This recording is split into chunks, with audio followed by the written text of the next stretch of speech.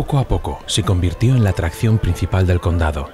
Hasta la corte real se hizo eco de ello y los reyes aprobaron sus visitas cada vez más constantes.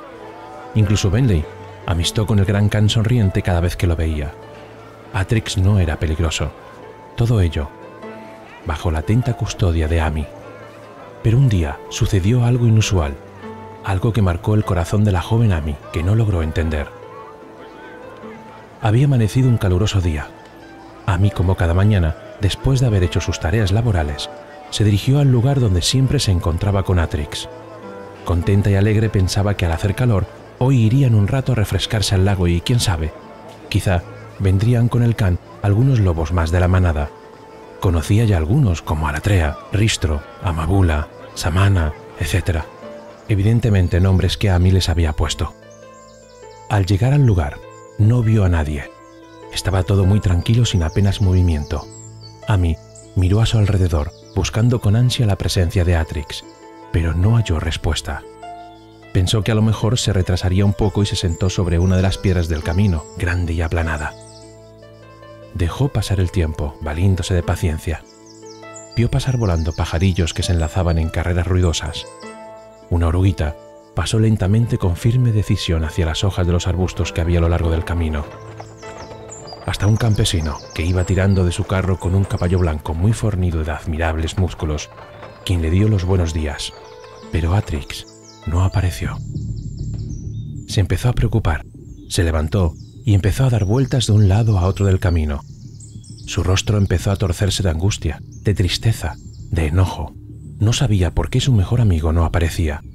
A la desesperada, se armó de valentía, dubitativa. Se adentró unos metros en el gran bosque por si lo veía a la distancia. Su mirada barría hasta donde alcanzaba su vista, pero no divisó rastro del lobo. De la nada surgieron unos sonidos temibles y el aire se levantó de golpe. El miedo empezó a apoderarse de su ser. Sintió la presencia de que alguna cosa o alguien se movía detrás suyo. ¿Tenía que ser valiente? ¿Se atrevería a girarse? El árbol se agitó violentamente y un montón de lo que parecían ser búhos salieron de la oscuridad en manada en todas las direcciones. Gritó de pánico mientras agitaba los brazos para protegerse la cabeza. Comenzó a correr sin rumbo alguno. No sabía dónde iba ni dónde estaba. Su pulso se había acelerado de tal manera que le costaba respirar. Cada vez era todo más oscuro. Se paró de golpe. Un duende verde se cruzó en su camino. La miró con cara de pocos amigos. Su mirada maliciosa bastó para que volviera a correr. Al cabo de unos intensos metros se topó con unos enormes buitres quienes engullían lo que parecían ser los restos de un animal enorme. Las aves, al ver su presencia, se quedaron mirándola. Una de ellas avanzó de manera amenazante hacia Amy, quien volvió a abrir los ojos de pánico mientras avanzaba lentamente hacia atrás. El animal lanzó un graznido aterrador. Amy volvió a cambiar la dirección huyendo del lugar. Las ramas le arañaban la cara y con las manos se abría paso como podía. Llegó a parar a lo que creía que era un claro del gran bosque, pero resultó ser una pequeña zona encharcada. La joven cayó de bruces en el agua. Algo se movía junto a ella muy sigilosamente. Levantó la cabeza lentamente.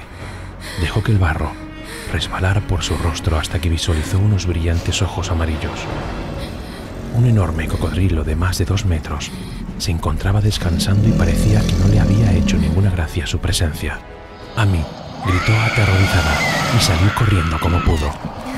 Mientras corría hacia los árboles, notaba cómo el cocodrilo iba tras ella. Al cabo de unos instantes, y percatándose de que el animal ya no le seguía, dejó de correr. Pero no paró de llorar. Seguía sin saber dónde estaba. Empezó a caminar lentamente hasta que unos rugidos detrás suyo le hicieron detenerse. Sus ojos volvieron a abrirse de par en par. Se mantuvo quieta durante unos segundos, con respiración entrecortada.